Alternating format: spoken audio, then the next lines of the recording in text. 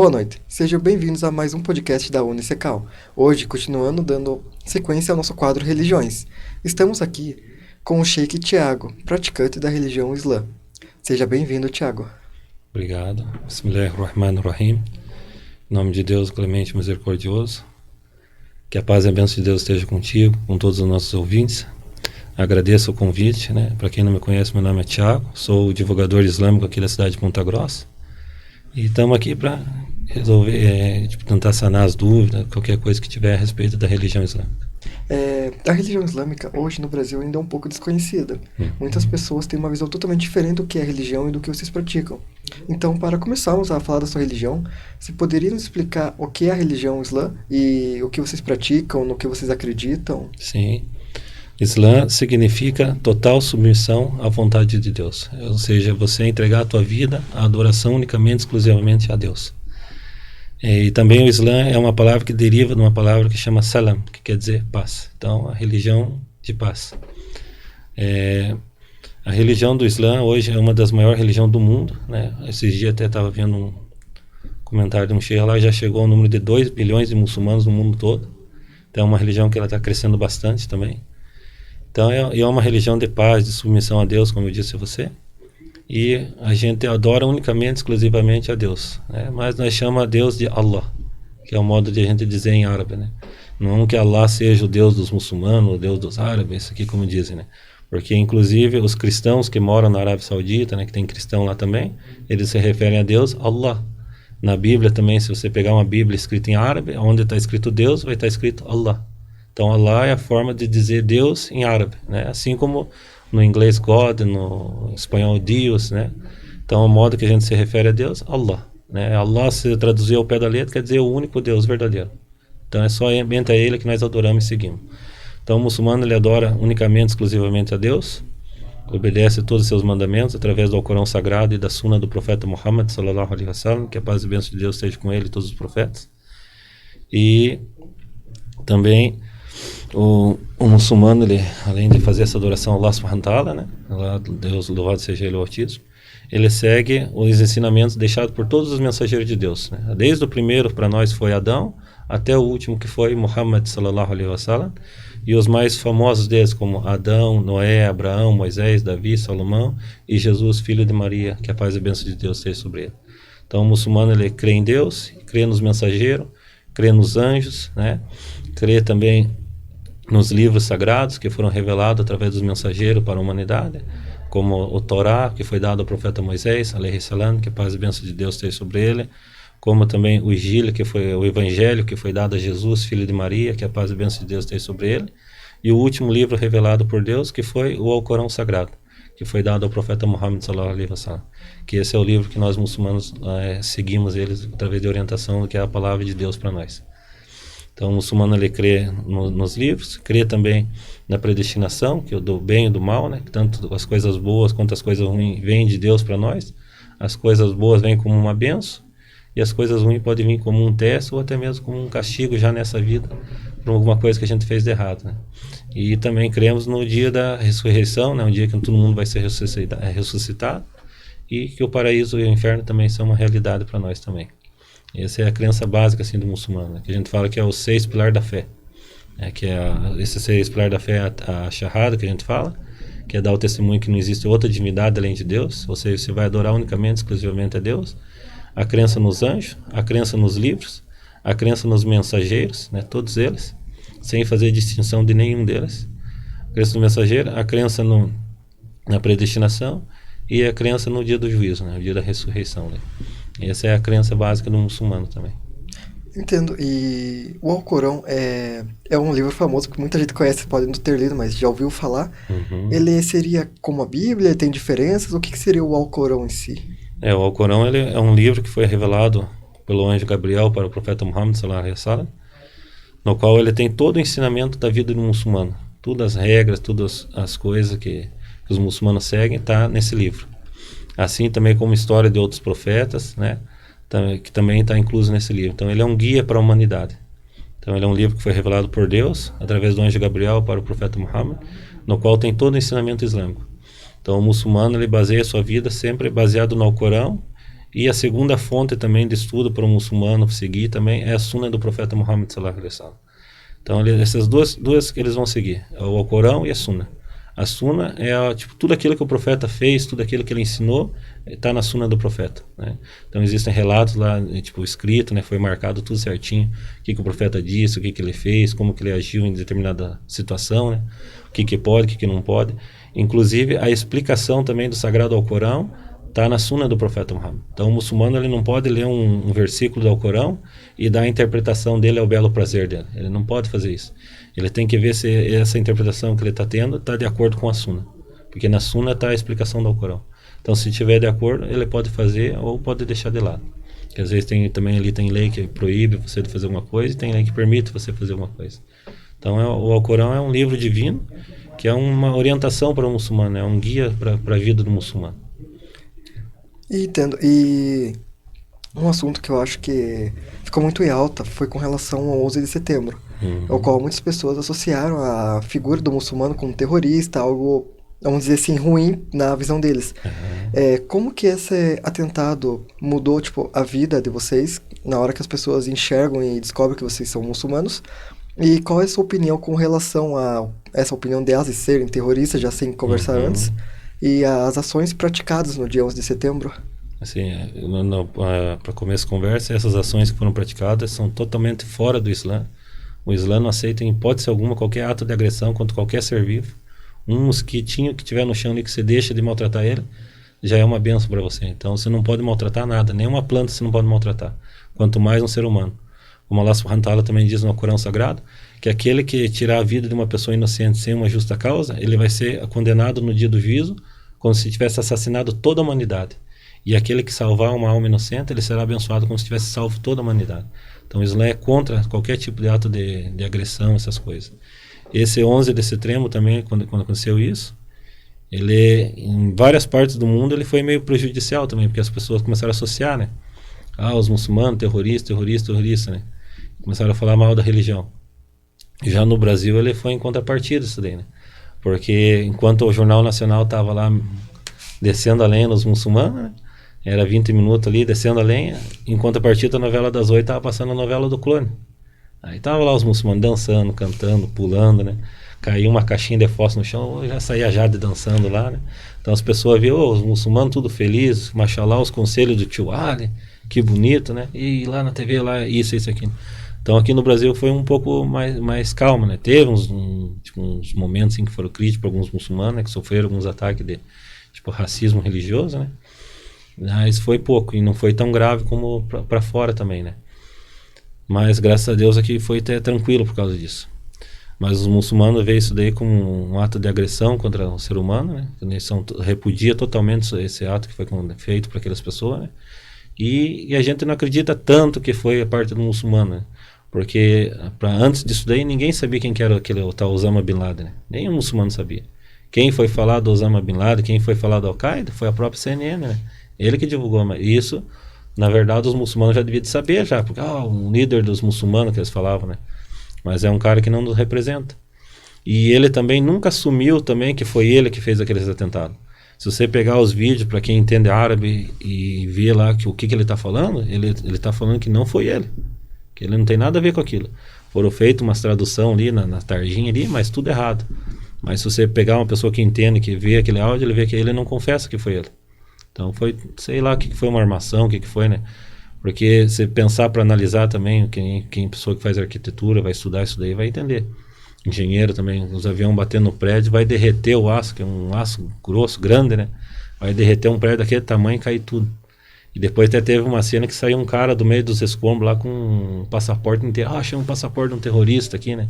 Como com um passaporte ia sobreviver um negócio que derreteu o aço, né? E querosene de avião, como que vai derreter aço também, né? Não tem lógica, né?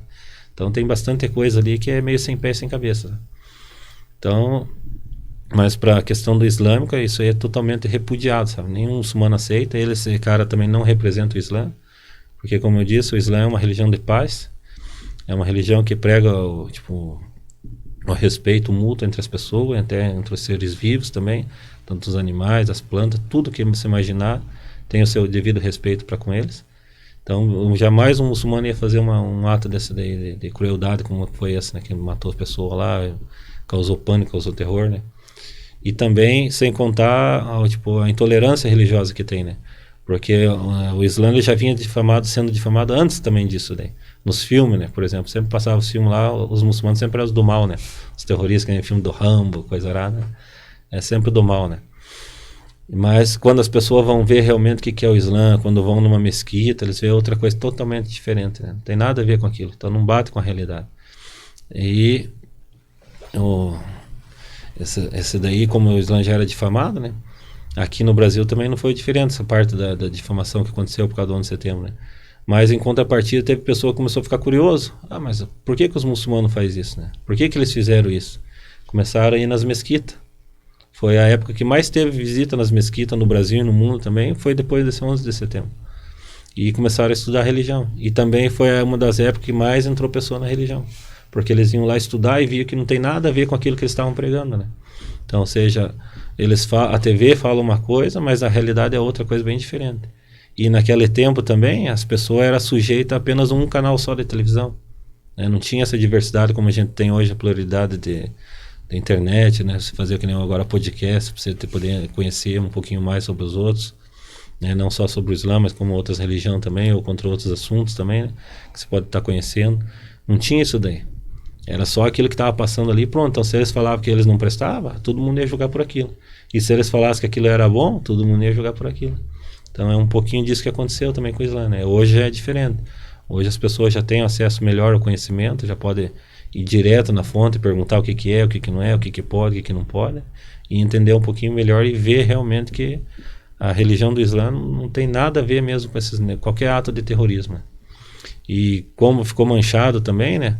Infelizmente hoje, quando acontece um ato de terrorismo de verdade, por exemplo, esse que aconteceu na escola lá no Rio Grande do Sul, né? Que entrou o rapaz lá aquele monstro, nem rapaz, né? Um monstro entrou na escola e matou criança dentro da escola. Esse terrorista, né? Mas aí o que acontece? Na TV passa, ele está doente mental, problema na cabeça, não fala nada. Mas se é um muçulmano, eles não vão falar que a pessoa tem problema, vão falar, o muçulmano ele ataca a religião da pessoa. Eles não atacam a pessoa em si, né? Então tem essa distorção que a gente tem que tomar cuidado para não sair julgando o livro pela capa, como se diz, né? Entendi. Então o certo é primeiro conhecer a religião para daí ter uma opinião formada. E você comentou aí a questão da justa causa, que não pode ter uma vida sem justa causa. Para vocês, o que seria essa justa causa? A justa causa é no caso, por exemplo, da autodefesa, né? Isso é lei em qualquer lugar do mundo, né? Por exemplo, você está aqui bem na boa, tranquilo, por exemplo, vamos supor que está aqui você, tua esposa, tua família, na tua casa, tranquilo, entra um bandido lá e ele vai matar a tua família, vai matar a tua esposa, vai matar teu filho, e você tem essa certeza que ele vai fazer isso, porque você vê a arma na mão, tudo, e você tem a oportunidade de se defender. Então você tira essa arma e acaba matando ele, às vezes até sem querer. Isso é uma justa causa. Então nesse caso aí, já não é cometido um ato de agressão, né? Nesse caso tudo bem. Ou também, por exemplo, nós aqui no Brasil, tranquilo, graças a Deus, aí dá uma loucura lá na cabeça dos argentinos, ou como os venezuelanos lá que vivem ameaçando, né? Vamos atacar o Brasil. E vem o exército pra cá. Aí a gente entra em guerra. Então, a partir do momento que a gente pegar na arma e for combater eles, para defender a nossa pátria, para defender as nossas famílias, a nossa honra, então isso é uma justa causa. Então, se você matar uma pessoa do inimigo, não vai ter problema algum para você, né? Agora, você ir lá porque você está com inveja, porque você está com ódio, porque você está com raiva de uma pessoa e matar ele, aí você vai ser condenado como assassino mesmo, né? Entendo. E uma pergunta que surgiu pra gente é com relação ao grupo Hamas. Ele é considerado um grupo terrorista. Sim. Mas está no poder atualmente. Contudo, perguntaram para saber qual é a sua opinião com relação ao Hamas. Você concorda com a ideologia deles ou realmente vê eles como que estão no poder da forma correta? Como que é essa questão para vocês? Assim? Que nem eu falei para você. Qualquer ato de agressão contra o ser humano, contra as pessoas, né, qualquer coisa, ele está fora do Islã.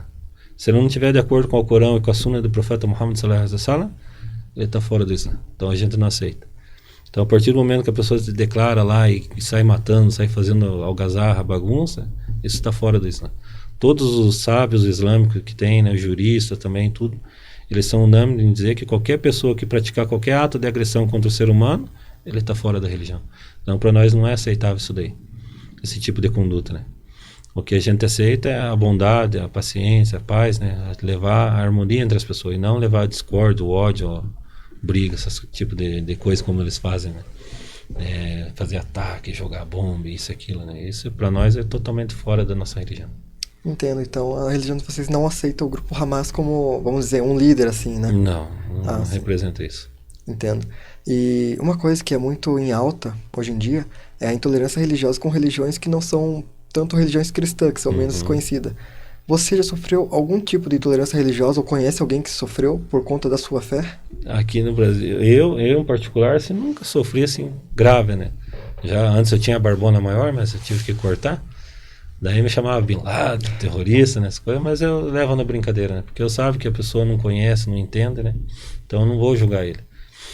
Aí cabe a mim levar a informação correta para ele, para que ele possa entender e passa também às vezes até gostar, né? Que nem como a gente diz, quando a pessoa não conhece um determinado assunto, e às vezes ele tem ódio daquilo, mas a partir do momento que ele começa a conhecer e aprender sobre tal assunto, ele passa a amar. Então às vezes é só uma falta de informação para as pessoas, né? Então eu, graças a Deus, nunca passei assim muito grave, nada, só é brincadeira mesmo, assim. Bin Laden, essas coisas. Mas já teve caso de muçulmano aqui no Brasil que foi agredido, né? A mulher, principalmente, às vezes a mulher tá que nem no metrô lá em São Paulo, que tem muito muçulmano. A mulher tá andando, vem um por trás, puxa o véu, né? Arranca o véu da cabeça dela, ou dá pedrada, né? Teve bastante caso assim já também.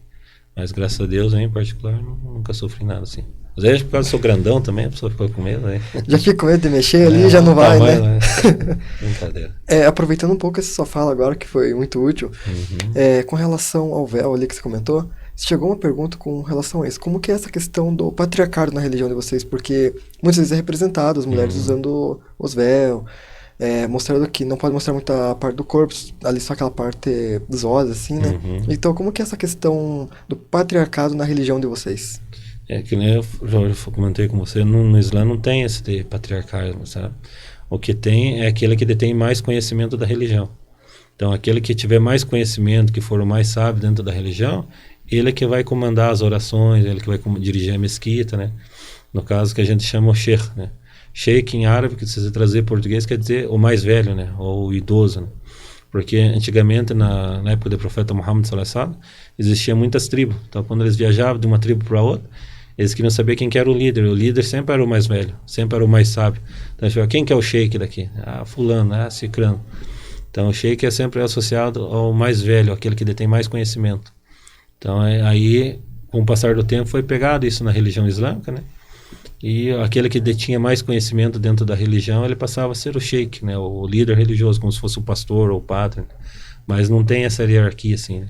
Se tiver uma criança que ela tiver 6, 7 anos e ela detém mais conhecimento que um adulto, ele vai ser o sheikh, ele que vai ser o líder.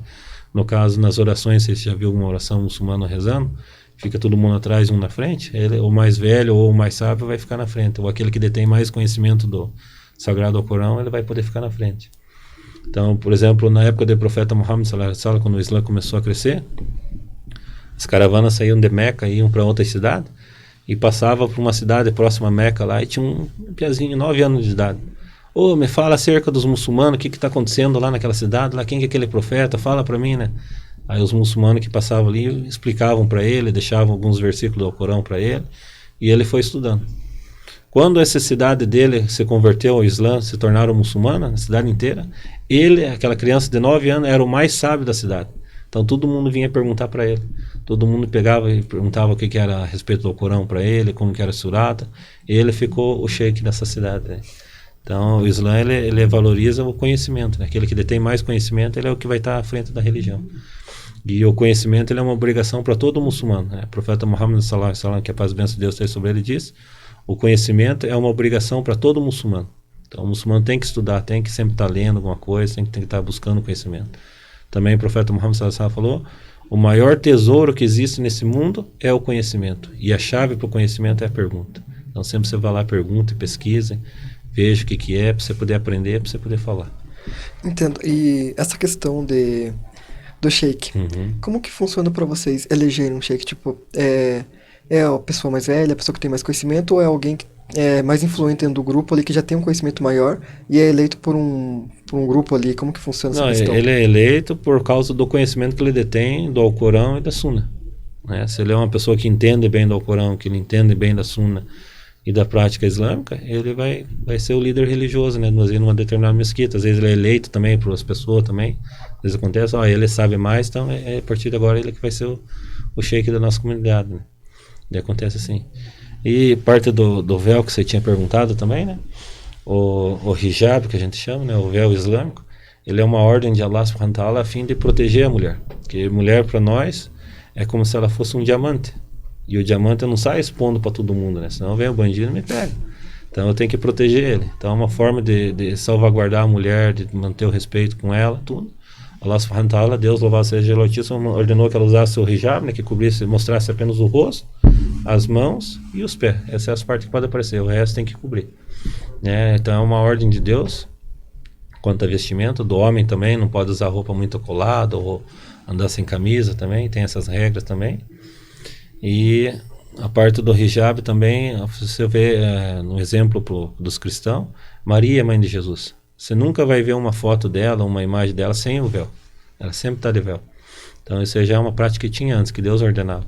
Então as mulheres também, seguindo esse exemplo de Maria, mãe de Jesus, elas usam o hijab também em forma de adoração a Deus. Isso para nós é uma forma de proteção para a mulher também, sabe? Ah, sim, entendo. E com relação a essa visão que vocês têm, muita gente de fora que não conhece a religião, as suas tradições já julga, né? Essa questão que estão forçando elas a usarem, que é uma questão muito patriarcal e machista, mas dentro de suas casas, dentro da religião, as mulheres concordam com esse vestimento? Vocês também, homens, concordam com essa questão de vestimenta? Como que é essa opinião de vocês? Sim, é que isso daí vai de acordo com a fé da pessoa, né? Conforme ela tem fé, ela vai entendendo que isso é um ato de adoração a Deus, então ela passa a praticar. E não é imposto a ela, né? Tanto que na casa também a mulher pode andar sem o hijab, na presença da família dela, tudo bem. Agora, saiu para a rua, tem que colocar em forma de adoração a Deus e também se proteger dos olhares dos homens, né? Porque hoje em dia, por exemplo, aqui no Brasil, como o profeta Muhammad sallallahu alaihi wasallam falou, que vai chegar uma época, perto do dia do juízo, no qual as mulheres estarão vestidas, mas ao mesmo tempo estarão peladas. E é o que você vê hoje. Por exemplo, se você vai na praia, né, esse fio dental, toda mulher está vestida, mas ao mesmo tempo está pelada. Então, para a forma de proteger a mulher, salvaguardar ela também, ela foi ordenada que usasse esse tipo de vestimenta. Assim para o homem também, usar roupa folgada, não usar roupa muito decotada, porque regado, ficar se mostrando, né? Isso para o muçulmano também não pode. E a mulher, isso daí, que nem para mim, já é meio complicado responder, né? Mas era ser uma mulher respondendo, né? Porque eu sei mais a parte literária, assim, tipo, mais a parte estudiosa do assunto. Mas não é imposto a ela, ela usa conforme a fé dela. Se ela crê que isso realmente é um ato de adoração para ela, se ela quer obedecer essa ordem de Deus, ela vai seguir e vai usar isso daí de todo o coração dela. E não é imposto nada, né? É ela que decide se ela quer ou não quer. Tanto que existem muitas muçulmanas que não usam o hijab, salvo na mesquita. Se você for na mesquita lá fazer oração, ou na hora de fazer oração, aí tem que usar, em sinal de respeito a Deus. Entendo. E chegou uma pergunta para nós aqui, com relação a que os árabes dominaram muitos locais ao longo da história. Portugal foi um deles. E essas tradições e costumes de vocês, muito ficaram ainda em Portugal e vieram para o Brasil com os portugueses. Hoje no Brasil se consegue ver muito da questão dos hábitos e, vamos dizer assim, jeitos muçulmanos aqui no Brasil, que às vezes a pessoa faz uma coisa e pensa, putz, é um ato árabe, mas que a pessoa muitas vezes não sabe que é. Sim. Então você consegue ver essas coisas ainda no Brasil? Sim, tem. Por exemplo, os mais antigos, quando vai dar um dinheirinho pro neto, uma coisa, eles põem o dinheiro na mão assim e dão uma beleza pro neto assim, né? E passa o dinheiro assim e sai disfarçando. Esse é um costume islâmico. Você dá a caridade sem a outra mão tá vendo. Então esse é um costume islâmico também, né? E aqui no Brasil também, no passado, no tempo da escravidão, muitos escravos que vieram para o Brasil eram muçulmanos, né? Aqui, por exemplo, aqui na Bahia, que teve bastante, foi os Malé, né? Que teve até a revolta dos Malé, lá que eles tentaram fundar até um Estado Islâmico na cidade da Bahia, tudo. E eles deixaram muita herança cultural, assim. Se você for para lá, muitas igrejas ainda têm até escritas em árabe, assim, que eles escreviam em árabe, né? Versículos do Sagrado Alcorão, né? Às vezes as pessoas olhavam, que bonito que lá, achavam que era um desenho, né? Mas era versículo do Sagrado Alcorão. Então, eles deixaram bastante coisa lá, tipo, na comida, na culinária, na parte culinária, na parte da fala, né? Que nem por exemplo, arroz, né, que a gente fala arroz, né? No árabe é aruz, que vem do árabe, isso daí, tipo, todas as palavras que tem al também, assim, né, alface, alfafa, todas essas coisas, tudo vem do árabe. Então foi tudo deixado ao longo do tempo, né? Entendo. Então ainda é uma questão que ficou muito em alta, né, no Brasil. Sim. E esses costumes você passa para a sua família ainda na questão mais árabe ou na questão mais brasileira? Como que é essa questão da criação para você que tem essas, vamos dizer, essas duas visões da religião? Uhum. A minha, tipo, parte cultural, se não parte árabe, mas sim parte islâmica, né? Então eu deixo para os meus filhos a tradição islâmica, né? No caso, seguir a orientação do Sagrado Alcorão e Sunna do Profeta Muhammad sallallahu alaihi wasallam. Então eles aprendem como se comportar, como viver assim na sociedade, a fazer as orações, agora que nem agora teve o jejum de Ramadã, a fazer o jejum, né? Então eles vão praticando essas coisas que são dentro da religião islâmica, desde pequenininho, para quando chegar grande já tá tranquilo daí. Uhum. Dentro da religião e com sua própria opinião formada, Isso. né? Entendo. E mais uma coisa que agora o povo está animado. Perguntar. Com relação ao conflito Israel e Palestina, Uhum. como você enxerga esse conflito, da sua visão pessoal e da visão da religião? E se você também enxerga o Hamas como um grupo político ou um grupo terrorista que assumiu o poder e ainda está, vamos dizer, entre aspas, aterrorizando o povo para se manter no poder? Também. Só que aí você tem que ver o lado de quem que está sofrendo lá, né? Quem que é o agressor de verdade, por que estão fazendo aquilo, né? E lá é uma briga que tem anos e anos, já desde a Segunda Guerra Mundial, lá quando a Inglaterra prometeu lá a terra lá para Israel, coisa lá, colocou eles no meio lá sem pedir a permissão dos palestinos, e começou essa briga. E lá um dos problemas que a gente vê é que nem Israel, eles vêm, constroem a casa deles aqui, né? E daí tem um pedaço aqui que é dos palestinos, eles não querem nem saber, eles vêm, passam o trator, arranca tudo e falam, você sai daqui, que aqui vai ser nosso. Aí começa a confusão, começa a briga. E Palestina não tem exército, não tem polícia, não tem nada para proteger eles, né? O que eles têm é pegar pedra e jogar neles. E já Israel é tanque de guerra, é avião supersônico, né? Então acontece bastante injustiça ali, dos dois lados, né? Tanto do lado de Israel quanto do lado do palestino também. Então esse é mais quem vive lá mesmo para estar julgando, né? Mas no Islã, como eu disse para você, não é aceito nenhum tipo de ato de agressão contra as pessoas, né? A gente é a favor da paz, né? A gente quer a paz para eles lá, tanto que existem muitos irmãos muçulmanos que lutam por isso por lá, mas tem muito problema político envolvendo, dinheiro no meio, né? Aí vira uma salada que só Deus sabe quando vai terminar aquilo. A gente não se envolve tanto que nem aqui no Brasil, nós lá, né? A gente só fica vendo as notícias, né? Mas eu fico triste, né? Que a gente vê muita coisa, muito abuso, muito excesso também, principalmente da parte de Israel, que nem agora mês de Ramadã, mês sagrado para nós, todo mundo está na mesquita de Al-Aqsa, vocês sabem aquela mesquita que tem o domo dourado lá, que sempre aparece nas fotos de Jerusalém, né? Eles estavam lá orando, Israel entrou com o exército jogando foguete lá dentro, bomba, foram dando bordado em todo mundo, tirando, porque não queriam que eles orassem lá. Daí a falta de respeito grande, sabe? E depois também aconteceu outro episódio que fizeram a mesma coisa com os cristãos no Santo Sepulcro lá. Os cristãos estavam lá fazendo a carreata deles de oração também, eles foram lá expulsar eles de lá também. Aí deu uma briga bem grande lá por causa disso. Então tem muito excesso dos dois lados, né? Não posso dizer que é só um, mas porque tem dos dois lados. Porque um não faz sem o outro não fazer, né? Entendo. E como você falou, a Palestina não tem um exército para defender, então já ficaria numa situação mais complicada, né? Daí entrou o Hamas, né? O Hamas também, ele quer um poder político, ele quer também ajudar o povo, né? Aí fica essa briga, né? Daí é complicado isso daí, sabe? Mas, assim, na sua visão, o Hamas seria um grupo mais político ou um grupo mais terrorista, como muitas vezes outros países que não apoiam a Palestina pintam ele como um grupo terrorista? Eles pintam como terrorista, mas na verdade eles estão tentando proteger o povo como eles têm, com a capacidade que eles têm. Ele é um grupo mais voltado para a política mesmo também, porque tem fundo político nisso aí, não adianta falar que não, porque tem. E também para proteger o povo, que é a única defesa que eles têm, né? Ou é pegar pedra e jogar, porque os caras, que nem diz Israel, é um dos exércitos mais fortes do mundo hoje. Os caras têm bomba, tem tudo, né? Inventa tudo que é tipo de arma, que nem agora esses dias lançaram uma arma que o cara pode ficar aqui, ela dobra assim para tirar curvada, né? Então os caras têm uma tecnologia tremenda na parte militar. E o povo palestino não tem nada, né? Só pode o quê? Só chorar, só. Infelizmente essa é a realidade deles, né? Então muitos palestinos estão sofrendo por causa dos excessos também da parte de Israel E também tem palestino também que faz excesso também, né? Vai lá, ataca, agride o outro lá. Daí, em vez de eles retribuir o mal com o bem, estão retribuindo o mal com o mal. Aí fica essa briga, né? Entendo, é uma situação bem complicada, É né? bem complicado, é só quem vive mesmo lá pra saber bem certinho, né? Com relação, você falou, ao ataque que teve na mesquita, um dia sagrado de vocês. Uhum. Nesse caso, se tivessem retalhado da mesma forma, seria justo dentro da religião por ser uma defesa por vocês, pessoal, né? Por conta do dia e da forma que foi? Sim. Ou não seria certo retribuir não, rebater esse ataque deles? Não, não seria, né? Tanto que não rebateram, né? Eles obedeceram, saíram, né?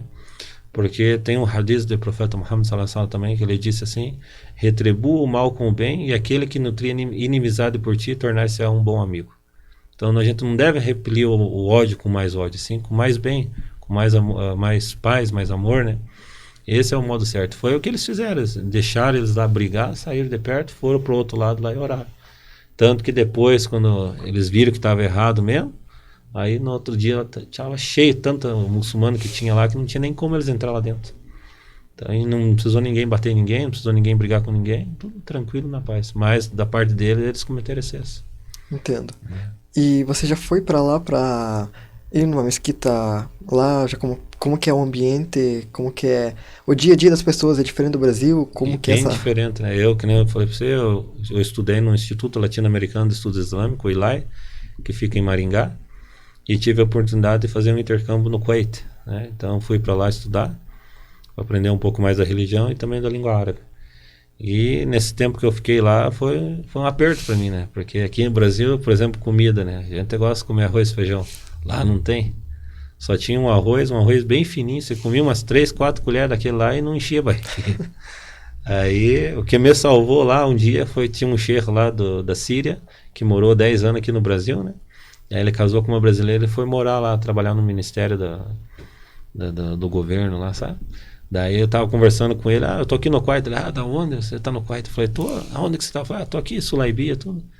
Ele pegou, pera aí que eu já vou então, quero ver mesmo. Pegou, foi lá com o carro lá, pegou lá, fomos na casa dele, daí trouxe lá arroz, feijão, tudo que é comida igual daqui do Brasil, né? Ele falou, Mashallah, você tem isso aqui? Claro, cara, eu morei 10 anos lá, agora eu não vivo mais sem esse feijão, hein? Gostou da comida, né? Então é um costume bem diferente lá, né? A parte da alimentação é diferente. Até teve um dia também que passei mal lá, eu vi um negócio, eles fizeram um jantar pra nós, né? Eu vi um negócio lá, parecia uma azeitona. Falei, Mashallah, eu gosto, né? Fui lá, peguei e comi, era uma pimenta. E eu nem sabia que aquilo era pimenta, mas passei mal, tipo, quase ir pro hospital lá. Então, daí teve essa oportunidade, né, de conhecer a alimentação, tudo. O dia a dia também, ele é diferente, né? O dia lá começa, o primeiro dia da semana começa no domingo. Então, o domingo chama Yom Ahad, que é o primeiro dia da semana. E a sexta-feira, que daí no caso é a sexta-feira mesmo, né? Que nem aqui o pessoal fica feliz, chegou a sexta-feira, mas daí no sábado tem que trabalhar. Lá não, lá a sexta e o sábado é como se fosse o sábado e domingo daqui, né? Então a sexta e sábado você folga e no domingo começa a trabalhar. Daí é os dias da semana assim alterados. Né? E o legal também é que quando dava os horários da oração, é que o muçulmano ele tem que rezar 5 vezes por dia, né? A primeira oração é a oração do Salatul Fajr, que a gente chama, que é a oração antes do sol nascer. Daí tem a oração do meio-dia, que a gente chama de Salatul Dhuhr. Aí tem o Salatul Asr, que é a oração da tarde. O Salatul Maghrib, que é a hora que o sol está indo embora.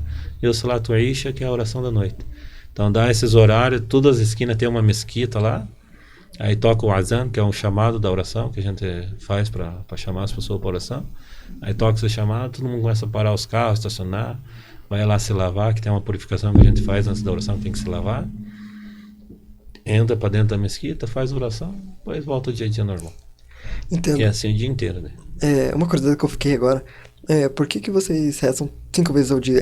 Tem alguma coisa específica da religião que fala pra vocês rezar, ou foi uma coisa que foi imposta pra vocês, como que é? No Islã não teve nada imposto, sabe?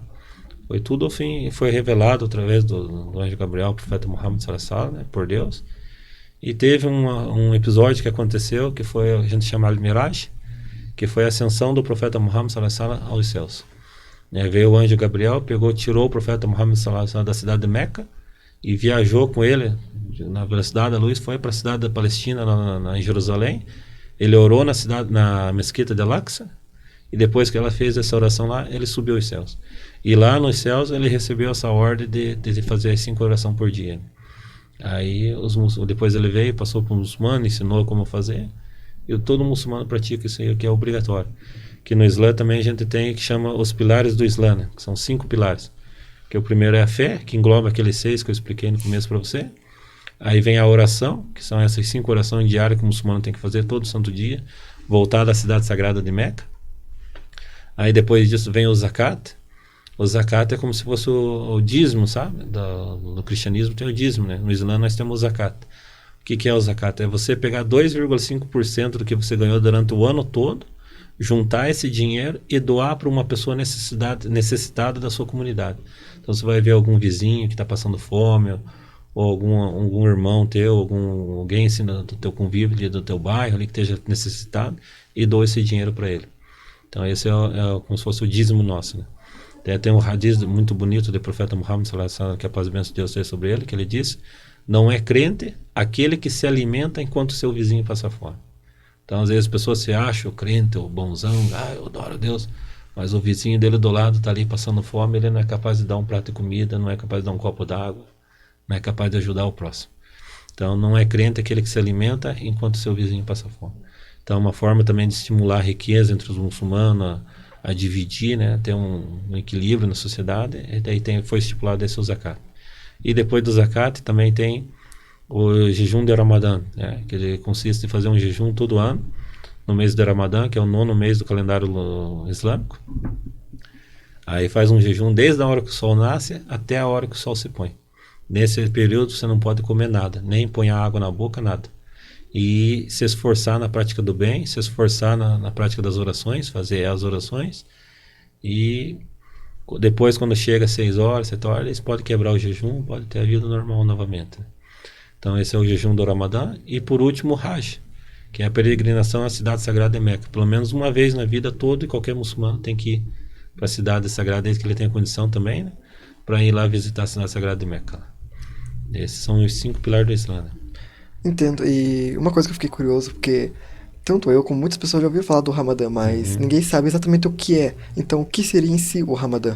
O Ramadã, como eu falei para você, é um mês de jejum, né? Como a gente diz também, é que Allah subhanahu wa ta'ala, ele deu 12 meses para o ser humano e um mês ele pediu para ele. E esse mês ele pediu que fizesse o jejum e que dobrasse as adorações. Então, o mês de Ramadã é um mês sagrado, dos muçulmanos tiram para fazer um jejum. Ele, como disse, desde a hora que o sol nasce até a hora que o sol se põe, não pode pôr nada na boca, não pode nem ter relação com a esposa, nada. Tem que deixar voltado só para Deus, né? E se esforçar também na prática do bem, se esforçar na fazer as caridades também, que o muçulmano tem que fazer, né? E daí depois também, quando termina esse período do Ramadã, como terminou agora, foi sexta-feira passada que terminou, aí tem a festa do Eid al-Fitr, que a gente chama, né? Que aconteceu no mundo todo, né? Inclusive aqui no Brasil, aqui em Ponta Grossa também fizemos, aqui na mesquita, tem a mesquita Iman Ali, aqui na Rua do Rosário, sabe? E na Rua do Rosário, até se alguém quiser ir lá conhecer a mesquita, pode ir lá tranquilo, não tem problema nenhum. Mulher também pode ir. Se ela não tiver aquele lenço que tem que usar lá dentro, lá na mesquita tem um lenço para ela usar lá durante a estadia dela lá dentro, para conhecer, né? Então lá, as portas sempre estão abertas. Geralmente ela fica aberta lá na sexta-feira. Sexta-feira, meio-dia, pode ir lá que vai estar aberto. Então esse é o mês que foi estipulado para fazer o jejum, né? E os muçulmanos eles jejum durante 30 dias, desde a hora que o sol nasce até a hora que o sol se põe. E como eu falei, né, desse esforço na prática do bem e tudo, e é uma ordem que foi dada por Allah subhanahu wa ta'ala no Corão Sagrado, e também foi o mês que foi revelado o Sagrado ao Corão. Foi um mês que o profeta Muhammad sallallahu alaihi wasallam, ele tinha o costume de fazer uns retiros assim, afastado da cidade, numa caverna chamada Hira, o Caverna da Luz em português, né? Ele ia lá para ficar pensando sobre a vida, assim, o cotidiano, as coisas, e lá que apareceu o anjo Gabriel para ele e trouxe a revelação do Sagrado Corão, né? Tanto que quando ele apareceu a primeira vez, o primeiro capítulo do Corão, o primeiro versículo que foi revelado para o profeta Muhammad sallallahu alaihi wasallam foi: leia. Aí ele falou: mas eu não sei ler, né? Que o profeta ele era iletrado, não sabia ler e escrever, né? O anjo falou de novo para ele: leia. Ele falou: mas eu não sei ler. Aí o anjo agarrou ele bem forte: leia em nome do teu Senhor que te ensinou através do cálamo, né? A caneta, né? Que ensinou o homem aquilo que ele não sabia, né? Então ele ficou branco, tudo, não sabia o que estava acontecendo. Ele desceu, foi correndo para casa dele. Aí a esposa dele veio ver o que aconteceu, né? Tudo. Aí dali começou a revelação do Sagrado Alcorão. Então o mês do Alcorão, do Ramadã também ele é sagrado, porque também foi o mês que foi revelado o Sagrado Alcorão. Ah, sim, entendo. Agora já tem uma explicação muito boa e tanto eu como muitas pessoas que tinham curiosidade agora descobriram o que que é e como funciona. E para fechar essa questão das perguntas, você falou que todo muçulmano tem que fazer uma viagem Para Meca. para Meca, né? Mas se caso a pessoa às vezes não tem condição ou não consegue viajar, como funciona essa questão? Ter alguma punição dentro da religião? Não, Como que é? punição não tem. O que tem para fazer é que ela pode alimentar tipo 10 necessitados, 100 necessitados, ou se ela conseguir dar uma ajuda financeira para alguém que vai fazer isso, aquela pessoa vai lá e faz o Hajj, ela recebe a mesma recompensa que se tivesse sido feito. E hoje em dia também, graças a Deus, alhamdulillah, tem bastante irmão no mundo todo. Tem as mesquitas, tem o centro islâmico, você vai lá, deixa teu nome lá. Ele sempre faz um sorteio, junta lá 10, 15 pessoas. Vai tudo pago de graça lá, vai e volta lá, tranquilo, sem problema nenhum. Entendo, então tem algum hoje jeito... em dia não tem desculpa para a pessoa, né? Só não vai quem não quer mesmo. A salva, a pessoa realmente não tem condição mesmo, física também, né? Porque é uma viagem muito empenhosa, né? Por exemplo, que nem quando eu fui para o Kuwait, 22 horas de voo, né? Daí até chegar na Alemanha, daí da Alemanha para o Kuwait mais 4 horas. Então, às vezes uma pessoa idosa é cansativo, né? Então ele pode fazer isso aí, dar uma ajuda financeira, uma contribuição ali pouca, não precisa ser muito, mas que ajudou alguém a fazer o Hajj, ele vai receber a mesma recompensa, né? Entendo, então de alguma forma você ainda consegue fazer essa viagem, mesmo que não seja presencialmente. Sim. Estamos chegando ao final do nosso podcast. E para finalizarmos, eu gostaria que você fizesse uma oração para nós aqui, para o pessoal que está acompanhando o podcast, ou se for possível. A oração, sim, eu digo, vou recitar uma surata do Sagrado Alcorão, né? Que é uma surata que fala também sobre Allah subhanahu wa ta'ala, sobre a sua unicidade, que todo muçulmano conhece, é uma surata também muito bonita, surata 112, a surata da sinceridade. Bismillahirrahmanirrahim. قل هو الله أحد الله الصمد لم يلد ولم يولد ولم يكن له كفوا أحد. Em nome de Deus, o clemente e misericordioso, dize, ele é Deus, o único, o absoluto, o eterno, jamais gerou ou foi gerado e ninguém é comparável a ele. Então deixa aí essa mensagem para as pessoas. Uma mensagem bem bonita. Tiago, eu gostaria de agradecer a sua presença aqui no podcast, tirou um tempo da sua agenda para vir falar com a gente, explicar mais sobre a religião islã, tirar dúvidas, tanto minha como do pessoal que acompanhou e de outras pessoas que também mandaram mensagem pedindo para perguntar para você. Então, em meu nome, em nome da instituição, eu gostaria de agradecer a sua presença aqui hoje. Eu que agradeço também a oportunidade de estar falando, né? Primeiramente agradeço a Deus, louvado seja Ele, o Altíssimo, pela oportunidade. Em seguida agradeço a você também por essa oportunidade, né? Porque queira ou não queira, hoje em dia a desinformação ela é muito maior do que a informação. Então as pessoas aí não conhecem, não sabem, elas veem, mas não sabem. Ou às vezes também não tem aquela curiosidade de perguntar, né? E assim, às vezes vendo, assistindo ali um podcast, né? Que nem agora está na moda, né? O podcast. Então assistindo ali ele vai ter uma informação melhor. E a mensagem que eu deixo é busca o conhecimento, vai atrás, pergunta, não precisa ter vergonha. Que nem eu falo para os meus alunos que eu tenho dou aula de capoeira lá para criançada. Aí eu falo que não tem pergunta boba, tem um bobão que não pergunta. Então vai atrás, pergunta, né? Assim como o profeta Muhammad sallallahu alaihi wasallam também falou, o maior tesouro deste mundo é o conhecimento. E a chave para esse conhecimento é a pergunta. Então pergunta, vai atrás, pesquisa, procura saber o que é, para não ficar falando coisa errada. Porque é mais fácil a gente julgar as pessoas do que tentar entender o lado dela. Então vai lá, pergunta, pesquisa bem certinho para saber o que é. Pessoa que quiser ir lá visitar a mesquita, tá as portas abertas para elas lá. Se quiser também tem meu Instagram lá, Thiago Santos lá também, procurar meu nome lá, vai achar eu lá. No Facebook, mesma coisa também. Pode mandar pergunta que eu vou responder com o maior prazer também. O que eu não souber, a gente corre atrás para aprender também. Nós não sabemos tudo, né? Estamos aqui buscando conhecimento também. E agradeço profundamente você também. Muito educado, muito bem, fazendo essa questão muito bonita. Gostei muito também de ter participado e agradeço de coração vocês. Eu que agradeço a presença aqui e finalizamos mais um podcast da Unicecal. No próximo bloco apareceremos com o novo quadro Religiões.